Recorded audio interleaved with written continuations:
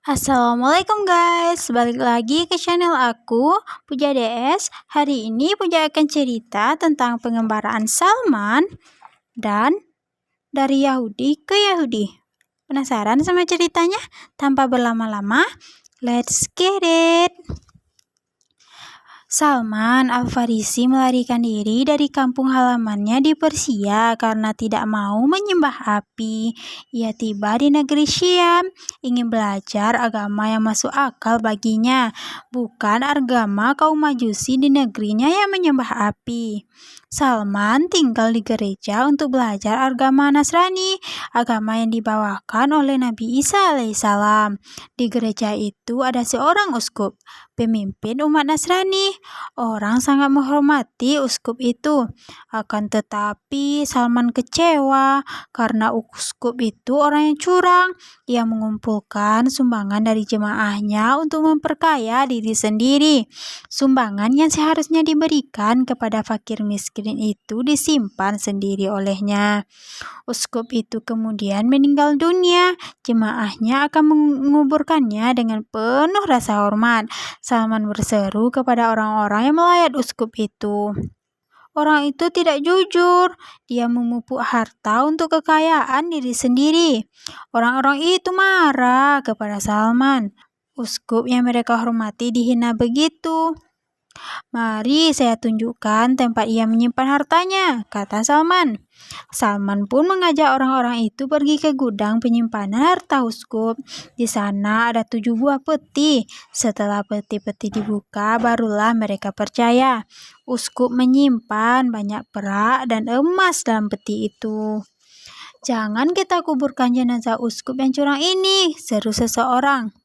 "Iya, kita salib saja," seru yang lain. Jenazah uskup yang curang itu pun disalib. Orang-orang melemparkan batu ke arah jenazah itu. Para jemaah lalu mengangkat seseorang untuk menggantikan uskup itu. Uskup pengganti ini orang yang sangat jujur dan dicintai jemaahnya. Tidak lama kemudian, ia meninggal. Sebelum meninggal, ia sempat berpesan kepada Salman, "Anakku, pergilah ke Mosul, di mana ada uskup yang menguasai ilmu agama yang baik. Belajarlah kepadanya." Setelah jenazah uskup itu dikuburkan, Salman meninggalkan negeri Syam. Sesuai dengan pesan uskup itu, ia pergi ke Mosul menemui uskup lain. Uskup yang ditemuinya itu pun tidak lama kemudian meninggal. Ia sempat berpesan kepada Salman untuk pergi ke Nasibin. Salman mengembara kembali, meninggalkan Mosul menuju Nasibin. Beberapa saat di Nasibin, uskup di sana juga meninggal. Sebelum ajalnya sampai, uskup itu berpesan agar Salman pergi ke Amuria, sebuah kota di negeri Romawi. Salman menuruti pesan itu. Di Amuria, ia sempat mencari nafkah. Ia bisa membeli beberapa ekor lembu dan kambing. Pada suatu hari, uskup Amuria itu memanggil Salman. "Anakku," katanya, "pada saat ini telah datang seorang nabi yang diutus Allah untuk membawakan ajaran Nabi Ibrahim alaihissalam. Ia akan muncul di negeri Arab, tinggal di sebuah lembah yang diapit oleh batu-batu berserakan dan ditumbuhi pohon kurma. Ada 3 tanda kenabian yang bisa dijadikan petunjuk. Pertama, dia tidak mau menerima sedekah. Kedua, dia tidak mau menerima hadiah. Dan ketiga, ada cap kenabian di punggungnya." "Siapakah nabi itu, Bapak?" tanya Salman. "Aku hanya mendapat petunjuk dengan tanda-tanda yang kusebutkan tadi. Kalau kau sanggup menuju ke negeri itu, lakukanlah. Berimanlah kepadanya." Tidak lama kemudian, uskup itu meninggal dunia. Salman ingin pergi ke negeri Arab, tetaplah Salman yang menjumpai kafilah-kafilah Arab yang datang ke Amuria untuk berniaga. Bertemulah ia dengan kafilah Bani Kalb. Bani Kalb ini salah satu suku di semenanjung Arab. "Aku bisa membawamu ke negeri yang berupa lembah dengan batu-batu berserakan di sekelilingnya dan ditumbuhi pohon kurma," kata pemimpin kafilah itu. Negeri yang dimaksud adalah Mekah. Akan kuserahkan semua lembu dan kambingku kalau kamu bersedia membawaku ke sana, kata Salman. Oke, sepakat. Salman pun ikut kafilah itu. Ternyata ia orang yang jahat. Di tempat yang bernama Wadil Qura, Salman disergap lalu diikat. Apa yang kau lakukan? Seru Salman. Menjadikanmu budak berlin, jawab pemimpin kafilah itu. Nasib buruk menimpa Salman. Ia dijual sebagai budak. Keinginannya untuk menjumpai Nabi dari Arab itu pun tidak pernah padam. Namun apa daya, ia bukan orang merdeka lagi. Beliau diperlakukan seperti ternak oleh majikannya. Disuruh apa saja harus mau.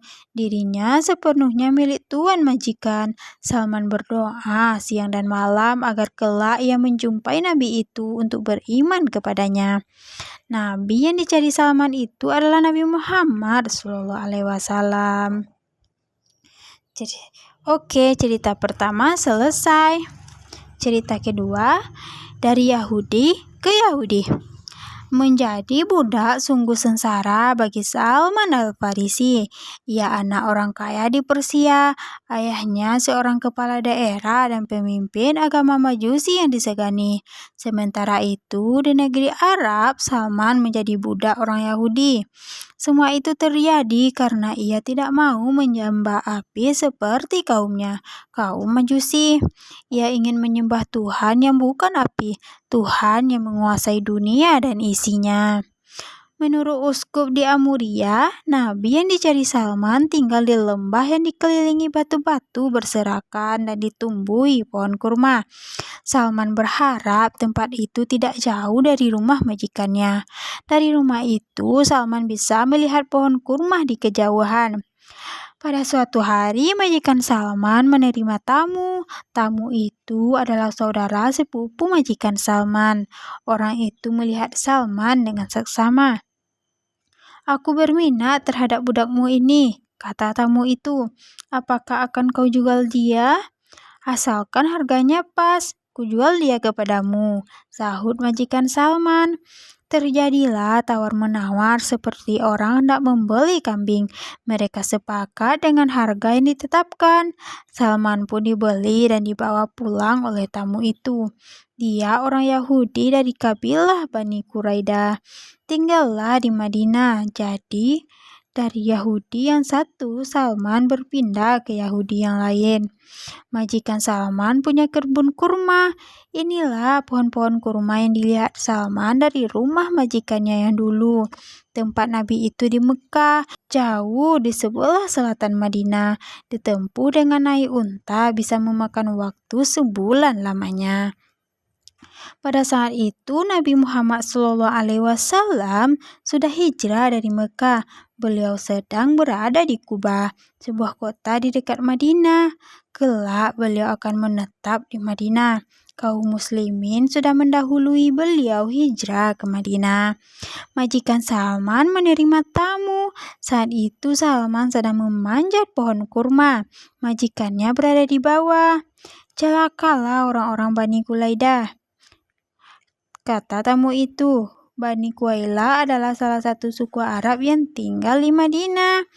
Ada apa rupanya? Tanya majikan Salman. Mereka berkumpul di Kuba untuk menyambut orang Mekah yang mengaku sebagai Nabi. Salman terkejut mendengar pembicaraan itu.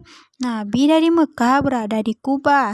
Nabi yang dicari-carinya sampai ia menanggung sengsara menjadi budak begini. Salman bermaksud akan turun dari pohon kurma. Karena gugup, ia pun terjatuh. Hampir saja menimpa tuannya yang berada di bawah. Salman dimarahi habis-habisan. Benarkah yang Tuhan katakan itu? Tanya Salman kepada temu majikannya. Seorang budak tidak boleh lancang begitu. Majikan Salman tambah marah saja jadinya. Ia menampar wajah Salman keras-keras. Apalah kamu ini, bentaknya. Ayo teruskan pekerjaanmu. Maaf Tuan, saya hanya ingin mengetahui tentang Nabi itu. Ayo kembali bekerja. Salman kembali memanjat pohon kurma. Ia gembira mendengar bahwa Nabi dari Mekah itu berada di Kuba, cukup dekat bagi Salman. Ia akan pergi ke Kuba dengan diam-diam, akan menemui Nabi itu untuk beriman kepadanya. Nabi yang mengajarkan agama Nabi Ibrahim alaihissalam, yaitu agama yang mengajak umatnya untuk menyembah Allah Subhanahu wa Ta'ala, Tuhan yang Maha Esa, tiada Tuhan selain Dia. Wallahu alam. Oke guys, itulah 2 cerita dari aku ini. Cerita ini masih aku adaptasi dari buku karya Sofia Mashuri yang berjudul 31 Cerita Bang Daisha. Semoga kita semua bisa ngambil hikmahnya ya. Oke, jika kamu menyukai video ini, jangan lupa like, subscribe, dan komen ya guys. Terima kasih sudah mendengarkan. Puja sudahi dengan Assalamualaikum.